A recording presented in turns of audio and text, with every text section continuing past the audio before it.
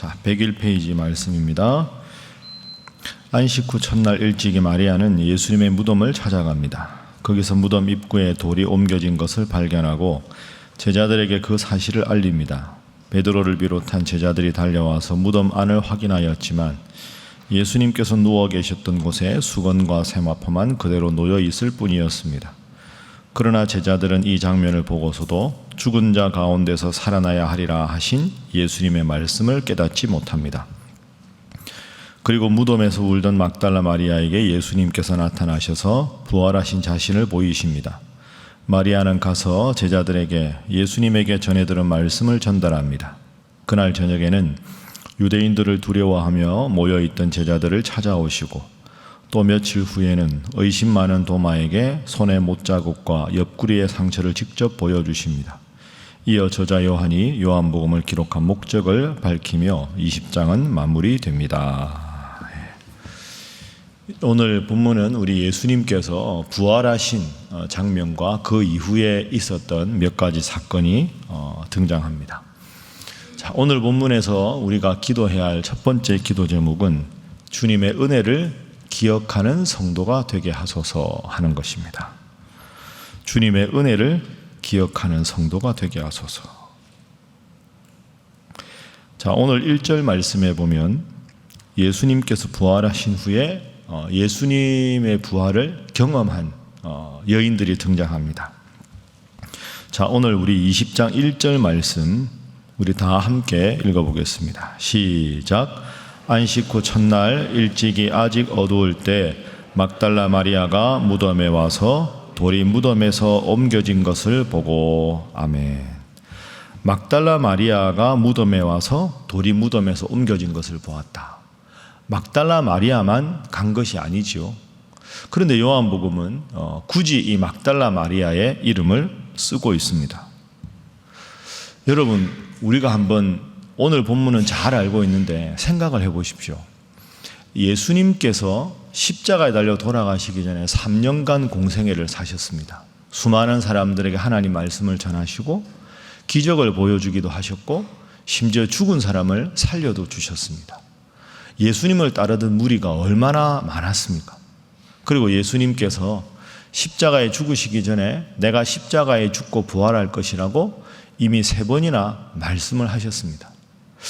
그렇다면 예수님 죽으신 다음에 예수님의 무덤에 찾아가는 사람이 많았어야 될 것 아닙니까? 3년간 그 많은 사람들에게 말씀을 전하시고 그 많은 기적을 보여주셨는데 오늘 요한복음 20장 1절은 막달라 마리아가 무덤에 갔다.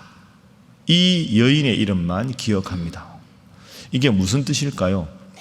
은혜를 입은 사람은 많은데 그 은혜를 기억하고 은혜를 보답하는 자는 적다는 뜻이지요.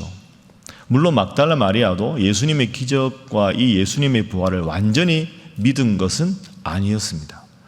그래도 예수님 죽으신 후에 예수님의 무덤에 갔다는 것이 그 예수님께 받은 은혜가 너무 커서 그 은혜에 보답하고 싶은 마음이 막달라 마리아에게 있었던 것이죠. 여러분, 이 점을 잘 생각하십시오. 은혜를 체험한 사람들은 많은데 주님의 은혜에 보답하려고 하는 사람은 적습니다. 여러분도 다 하나님께서 여러분의 각자에게 은혜를 주셔서 이 자리에 나온 것 아닙니까? 은혜를 참 많이 받았는데 보답하는 사람들은 적지요.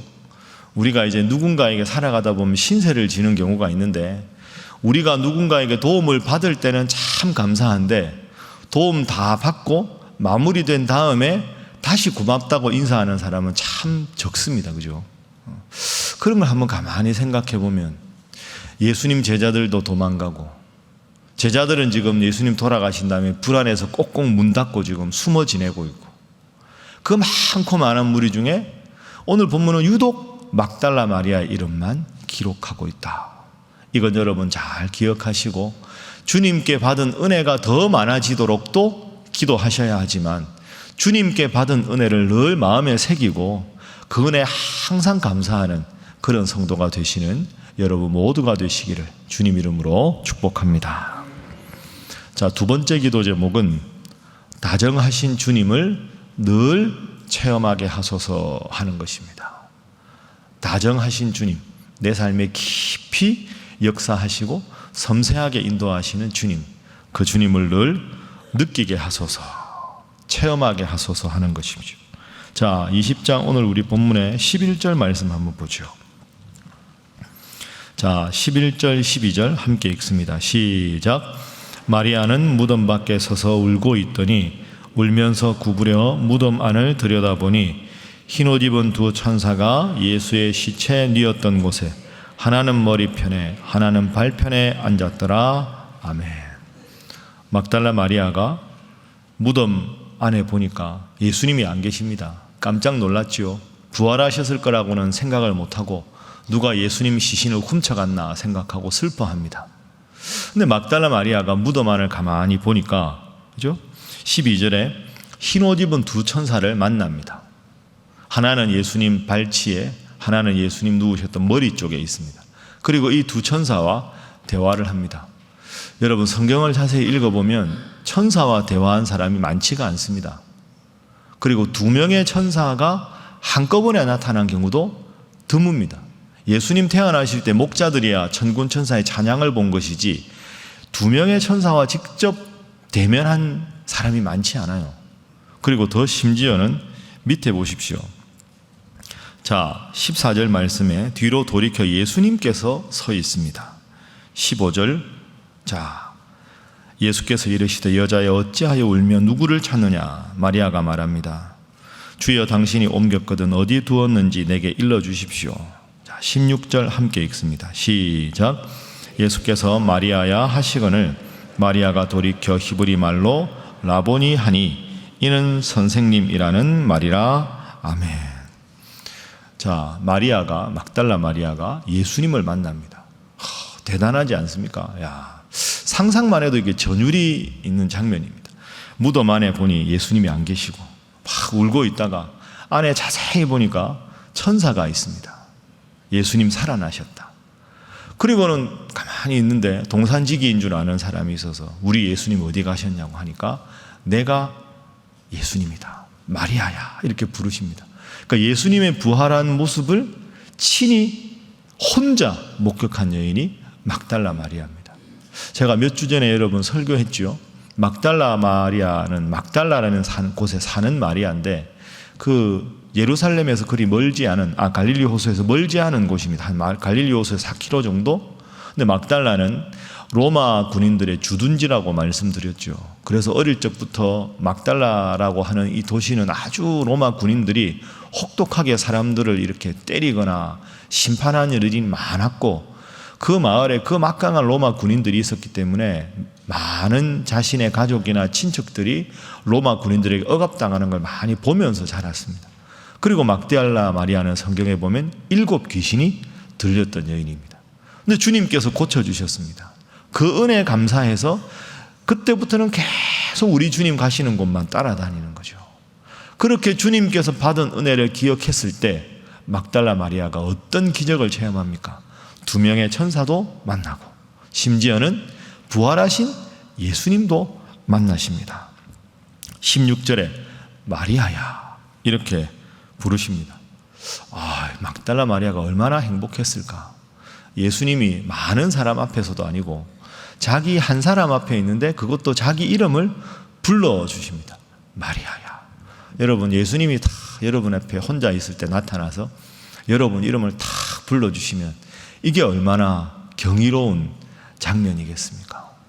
꼭 기억하십시오. 은혜를 받은 사람은 많은데 그 은혜를 기억하는 성도는 적다. 그런데 막달라 마리아가 주님의 은혜를 기억하고 주님께서 누우셨던 무덤에 찾아갔을 때 주님께서는 그 누구도 경험하지 못했던 아름답고 귀한 은혜의 경험을 주셨다. 기억하시고 은혜를 얼마나 더 많이 받을 것인가도 중요하지만 주님께서 지금까지 내 인생에 베풀어 주신 은혜, 그 은혜를 늘 기억하고 늘 감사해서 다른 그 어떤 성도도 체험하지 못했던 섬세하게 다가오시는 주님, 따뜻하고 다정하게 여러분을 만나주시는 주님, 그 주님을 깊은 은혜 가운데 만날 수 있는 여러분 되시기를 주님 이름으로 축복합니다.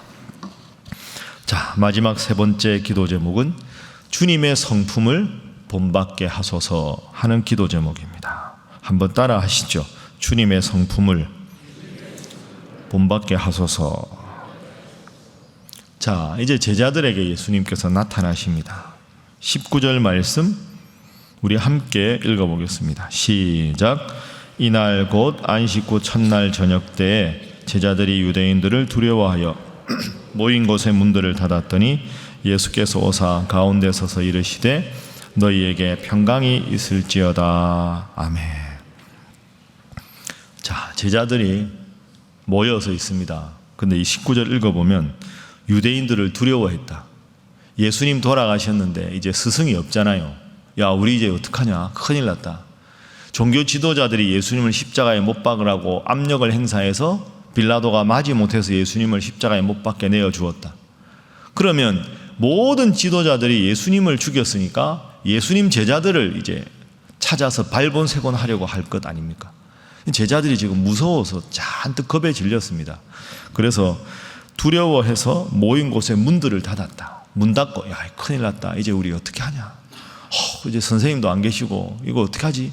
막 전전긍긍하고 있는 장면입니다. 그때 예수님께서 딱 나타나셨습니다. 부활체로 이제 문을 닫았지만 4차원을 이제 초월하신 분이니까, 시간과 공간을 초월하셨으니까 너희에게 평강이 있을지어다 이렇게 말씀하십니다.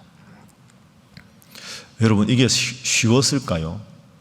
여러분 같으면, 여러분이 만약에 이 발칙한 상상인데 예수님이라면 제자들이 지금 무서워서 문 닫고 지금 달달달 떨고 있는데 여러분 같으면 무슨 말씀을 하셨을까요? 제가 이 본문을 그때 한번 새벽에 말씀드린 적이 있는데요, 저 같으면 이렇게 못했을 것 같습니다. 마음이 좀 불편하지 않았을까요? 들어가서 평강은 좀 이따 이야기하고 일단 하고 싶은 말부터 하지 않겠습니까? 뭐 하냐 지금? 야, 제자들이 진짜 이럴 수가 있냐? 내가 부활한다고 3번이나 이야기했잖아. 아무도 안 믿었네. 아무도. 믿은 사람 손 들어봐. 아무도 없지. 야, 어떻게 진짜 내가 할 말이 없다. 3년간 내가 모든 걸 다 쏟았는데 전부 어떻게 여기서 무서워서 떨고 있냐. 자, 다음부터 그러지 마라. 이렇게 한마디 정도 확인하고 확인한 다음에 이제 그래 괜찮다 하고 이제 평강을 이야기하셔야 되는데 우리 예수님은 들어가시자마자 너희에게 평강이 있을지어다. 참 예수님은 훌륭하신 분입니다. 그 마음에 인간적인 실망도 있고 배신감도 있으실 텐데 주님은 이렇게 말씀을 하셨습니다. 그리고 23절 말씀 보십시오. 함께 읽어봅니다. 시작. 너희가 누구의 죄든지 사하면 사하여질 것이요 누구의 죄든지 그대로 두면 그대로 있으리라 하시니라. 사람들의 허물을 용서하라 말씀하셨습니다. 그 모범을 친히 보여주신 거죠. 예수님은 과거를 묻지 않으십니다. 그냥 두려워 떠는 제자들에게 한 말씀도 안 하시고 너희에게 평강이 있을지어다. 모든 사람들 용서하며 살아라 이렇게 말씀하십니다. 제가 지난주 주일 설교할 때 말씀드렸는데 현재를 살지만 우리는 과거에 매여 있는 경우가 의외로 많습니다.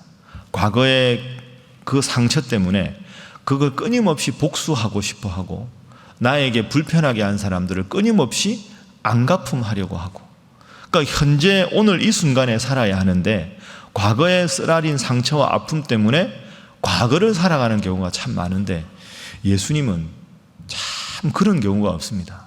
과거의 죄에 대해서 꾸지람하시거나 이렇지 않고 있는 모습 그대로 받으셔서 평강이 있을지어다.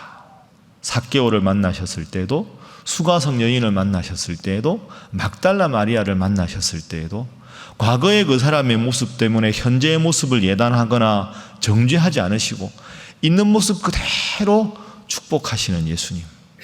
21장에 가면 그 모습이 그대로 또 나옵니다. 베드로와 대화할 때 베드로에게도 그냥 과거의 잘못 묻지 않으시고 베드로야 너 나를 사랑하느냐, 그것이면 된다 이렇게 말씀하십니다. 그렇게 베드로를 믿어주시고 이 제자들을 믿어주시니까 이 제자들이 성령의 충만함을 받았을 때, 베드로가 성령의 충만함을 받았을 때 위대한 사도로 거듭날 수가 있었던 것이죠. 베드로에 관해서는 이번 주일날 제가 설교할 때 좀 더 자세하게 말씀드리겠습니다. 근데 이 점을 꼭 기억하십시오. 과거에 매여 사는 인생이 되지 않는 것이 중요하다.